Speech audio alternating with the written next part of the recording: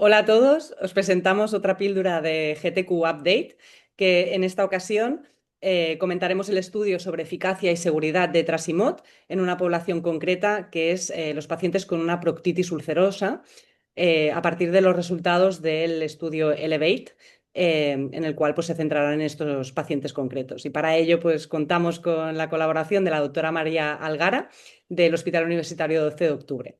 Así que cuando quieras, María, comentamos el estudio. Bueno, muchas gracias, Marga, por invitarme a trabajar contigo. Siempre es un placer. Venga, pues vamos allá. Como ya ha explicado Marga en la introducción, pues hablamos de un estudio que se centra en la proctitis ulcerosa. En este estudio concretamente hablan de que la proctitis son los 10 centímetros últimos, lo que incluye la afectación solo rectal. Se estima que es un 30% de las formas de colitis ulcerosa y que históricamente se han excluido de todos los estudios de los ensayos clínicos de las moléculas biológicas, principalmente pues porque son complejos, porque incluyen variabilidad, porque tienen mucha sintomatología rectal que pueden influenciar en los resultados sin ser pacientes tan graves como formas más extensas. Y vamos a hablar de letrasimod, que es un modulador oral que se toma en una única dosis a 2 miligramos al día.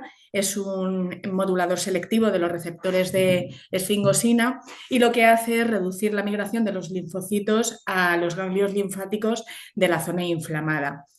Ha demostrado ya su eficacia en inducción y mantenimiento y es de ahí de donde sale el POSOC del que vamos a hablar hoy. El estudio Elevate, que tiene es un fase 3, incluye dos ensayos clínicos, que es el Elevate UC12, que son las 12 semanas de inducción, y el Elevate 52, que incluye esas 12 semanas de inducción más las 40 semanas de mantenimiento. Y a partir de ahí se demostró que es eficaz en el tratamiento para conseguir remisión clínica, remisión endoscópica y remisión histológica en pacientes con colitis moderadamente grave, moderada o grave, vaya. Y hacen un análisis post-hoc, como hemos dicho, de los pacientes, concretamente del subgrupo de pacientes que fueron incluidos con proctitis ulcerosa. El diseño del estudio, por tanto, incluye 64 pacientes, que luego veremos un poco más adelante que en realidad no son 64 pacientes reales, porque 64 son los que se incluyeron tanto del UC12 como del UC56, o sea, del total, pero a 52 semanas se incluyen solo 36 pacientes que tenían proctitis aislada moderadamente grave, como hemos dicho, afectación rectal menos o igual de 10 centímetros de afectación, es decir, el recto. Hacen un análisis PUSOC de estos dos ensayos clínicos, de la de semana 12 y 52, y además hacen dos grupos distintos comparando la proctitis con la colitis ulcerosa más extensa, o sea, la menos de 10 centímetros y todo lo demás. Como es un ensayo clínico doble ciego, aleatorizado y controlado con placebo, son 2:1 a etrasimod 2 miligramos versus placebo y además, esto, que luego también lo hablaremos, y por definición en el estudio, antes de entrar en el ensayo clínico, los pacientes 15 días no habían podido recibir tratamiento tópico y durante el seguimiento del estudio tampoco recibían tratamiento tópico. Los endpoints del estudio son los que se consideraron para el Elevate: primarios, remisión clínica entendida con la frecuencia defecatoria y el sangrado rectal cero, y la remisión endoscópica con un subscore menor o igual de 1, excluyendo la friabilidad. Y dentro de los endpoints secundarios incluyen la mejoría endoscópica con remisión histológica con el índice menor de 2, la remisión libre de corticoides, revisión clínica sostenida a semana 52, el cese de sangrado rectal completo y la mejoría de urgencia intestinal, que está incluida también en la respuesta clínica, pero además hacen un análisis aislado del descenso de la urgencia intestinal a valores absolutos. Y otro de los puntos que analizan todo el rato durante este estudio es la diferencia entre el grupo de proctitis versus el de colitis más extensa. Para empezar con los resultados, hacen un análisis, como hemos dicho, que comparan todo el rato proctitis con colitis más extensa de las características basales de los dos grupos, y más o menos son superponibles. A mí lo que me ha llamado la atención, bueno, pues son que los pacientes con proctitis efectivamente tenían menos uso de corticoides al inicio y tenían menos biológico a sus espaldas que los pacientes con colitis ulcerosa y también tenían tasas de PCR media y de calprotectinas más bajitas que los pacientes con colitis más extensa. Sí, esto en realidad yo creo que es, ¿no?, un poco la práctica clínica también lo vemos, ¿no? Que los pacientes con una proctitis pues suelen tener PCRs más bajas y luego la calprotectina pues al final porque hay menos extensión de la enfermedad pues pudiera también ser más baja, pero es verdad que llama la atención el porcentaje de bio-naive, pero no solo el de la proctitis, sino que también en las formas más extensas hay un elevado porcentaje de pacientes que son naif a biológico o a inhibidores de JAK. No, no sé si esto lo Sí, a mí especifica o lo sí. comenta, pero A mí me llamó también poderosamente la atención porque estamos hablando de que prácticamente el 70% de los pacientes o sea, en ambos grupos es naif a anti-TNF, que es lo que consideran aquí biológico, y a los JAK. O sea, en realidad estamos hablando de que es un ensayo clínico de una molécula, de una pequeña molécula en pacientes prácticamente naif, o sea, como si estuviera orientado muy para ponerlo en primera línea, ¿no? Que seguramente esto también tiene sentido con el mecanismo de acción. Si este mecanismo lo que se encarga es de evitar la migración a los ganglios y desencadenar como la respuesta inflamatoria, seguramente su mayor potencial esté cuanto antes lo pongamos y no cuando esta cascada inflamatoria ya la tenemos, ¿no?, despendolada. Bueno, imagino que como todos los fármacos, pero igual este en mi cabeza por mecanismo de acción tiene más sentido. pues sí. Bueno, y en cuanto a los resultados, semana 12, los 64 pacientes que nos decían al principio en el resumen del Astrat, y todos los parámetros, en resumen, es que todos los parámetros que se consideran primarios y secundarios, sobre todo remisión clínica y remisión endoscópica, alcanzan significación a la semana 12. Remisión sintomática, que incluye además eso de la frecuencia, el sangrado rectal, la urgencia también es significativa en semana 12 y la mejoría, sobre todo la mejoría endoscópica más remisión histológica. Todos los parámetros son superiores. Estamos hablando de Trasimod versus placebo. ¿Y especifican algo en concreto de la urgencia intestinal en cuánto tiempo pasa hasta que esto ocurre? Es decir, que nos hablas de 12 semanas, pero no sé si en cuanto a la urgencia hay alguna mejoría rápida en este sentido. Pues hablan de tres parámetros según rapidez. Uno es el sangrado rectal, que hablan de que es superior a partir de la semana 2. La respuesta clínica, que incluye eso, sangrado, frecuencia y urgencia en semana 4. Y la urgencia intestinal, que es superior significativamente ya en semana 12. La más precoz de todas es el sangrado rectal en semana 2. Vale, Sí. vale. Que sería Y luego, en expectativa un poco cuanto... menos, ¿no? Quizás. ¿El qué?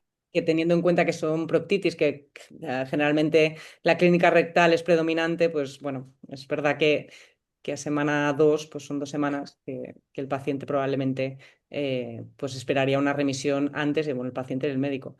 Igual también porque lo que has comentado, que también, o bueno, no sé si lo hemos comentado o no, pero que en el artículo sale el tema del tratamiento tópico que está excluido. Entonces, al final estamos hablando solo de efectividad del fármaco a nivel sistémico, ¿no? Es decir, que quizás si ayuntáramos a nivel práctico pues un tratamiento tópico, esta remisión de urgencia rectal sería mayor, ¿no? Claro, es que de hecho, cuando te dicen de cómo se ha hecho el estudio, los pacientes 15 días antes del estudio se lo quitan. O sea, no sabes qué porcentaje lo traían ni se lo has quitado y cuáles no. Entonces, seguramente ahí también el síntoma rectal, que es lo que más tienen las proctitis, pues ¿no? Está más marcado. Claro, Que al final sí que estás haciendo una valoración neta de un tratamiento sistémico a nivel local, que claro. es lo que te cambia con respecto al tópico. A mí me llama la atención que la mejoría, que sea más rápida, pero creo que de momento en los estudios que lo han analizado, que sea más rápida el sangrado rectal que la urgencia. Porque Claro. dices, para el sangrado rectal seguramente necesites más curación mucosa. O sea, Bueno, no pero sé por quizás qué queda allí un punto como ¿no?, de la distensibilidad, la sensibilidad rectal, que igual está alterada y que por tanto igual cuesta más que termine de remitir. En claro, cambio, que rectal, necesites una curación como más exacto. profunda o más general para alcanzarla. Pero sí, sí, o sea, el sangrado rectal semana 2 es Ujú. lo que han visto. Muy bien.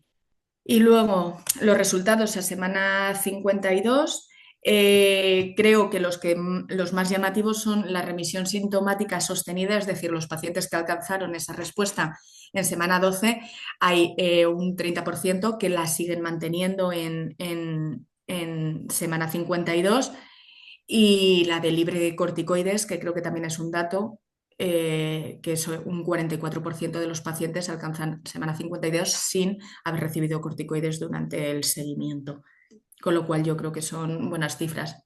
Recordamos que son muy naif estos pacientes, Claro, entonces también sí, sí. habría que ver qué pasará si, si no lo fueran tanto, ¿no? Bueno, y esta es una diapo que he hecho yo un poco con el resumen de los resultados de la discusión que hacen en el estudio. Básicamente, en semana 12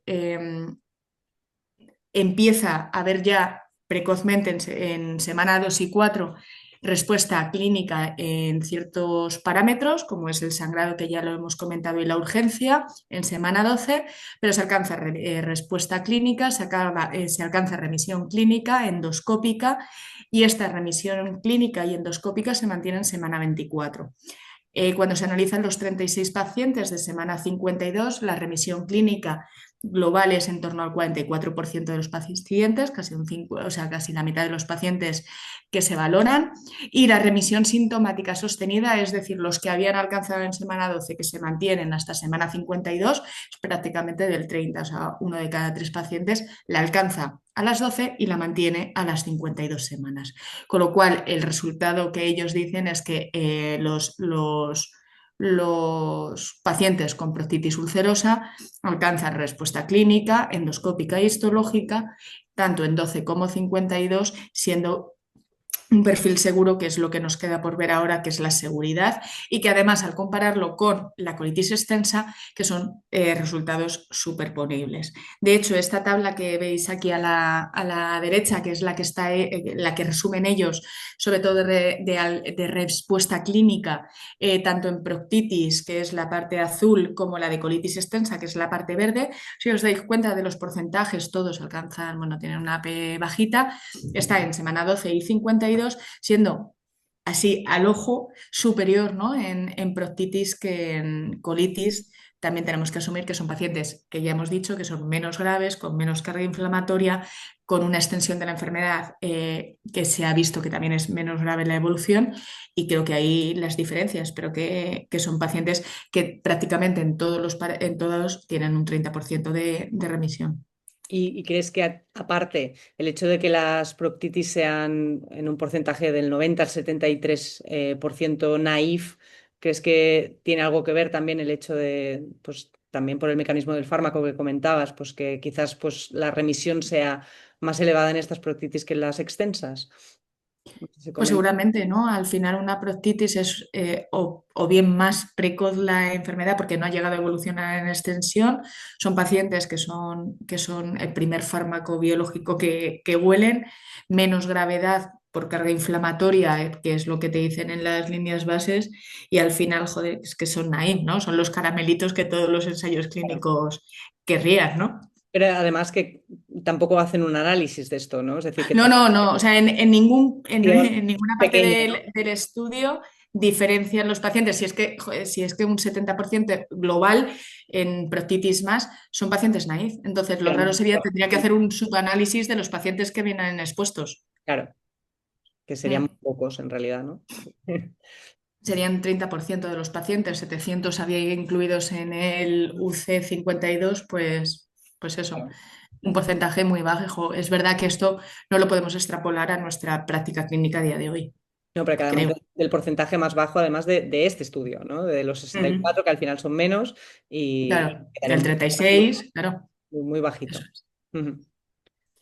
Y ya la última parte, que es el tema de la seguridad, hablan del perfil global, siempre comparando proctitis con colitis ulcerosa, que ya digo que es una cosa que si quieres me das tu punto de vista, porque a mí me llama la atención que siempre lo comparen es como, bueno, pues que los eventos adversos intrínsecos al fármaco son iguales en los dos subgrupos, algo que, ¿no? Sería previsible. O sea, que sea por brote a mí me costaría un poco más, ¿no? Es verdad que igual las colitis más extensas quizás tengan pues un porcentaje mayor de desnutrición proteica o de anemia, ¿no? De carga inflamatoria, de riesgo de trombosis, sí, puede ser por Por tanto, pues gravedad, los ¿no? Por efectos la adversos pueden inflamatoria. ser mayores en las colitis más extensas. Quizás vas Mm, más por ahí. Supongo que remarcar el hecho de que no hay diferencias y que en principio pues, es un fármaco que en este sentido los efectos adversos pues sabemos cuáles son y que se pueden intentar prever pues haciendo un pre-screening, ¿no?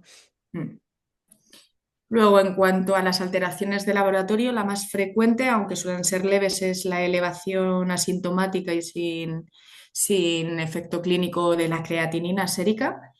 En general, todos los eventos adversos son leves o moderados, son al inicio del medicamento y desaparecen con el mantenimiento del mismo y no suelen necesitar la interrupción. En el caso de la proctitis, los más descritos son la cefalea, las artralgias y en el caso de la colitis grave, o sea, de la colitis más extensa, perdón, de la colitis extensa, es la cefalea, es la fiebre y es el brote de la enfermedad, que es una de las diferencias que hay.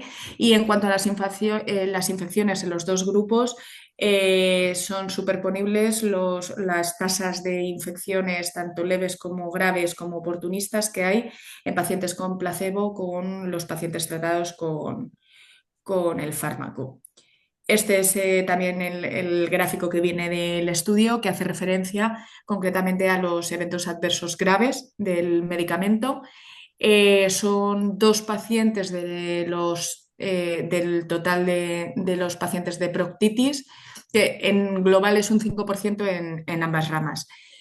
Eh, lo que especifican es que eso, que no hay, no, en los casos de proctitis no hay infecciones virales, ni por virus simple ni por zóster, ni elevación de transaminasas, no hay neoplasias, no hay edema macular.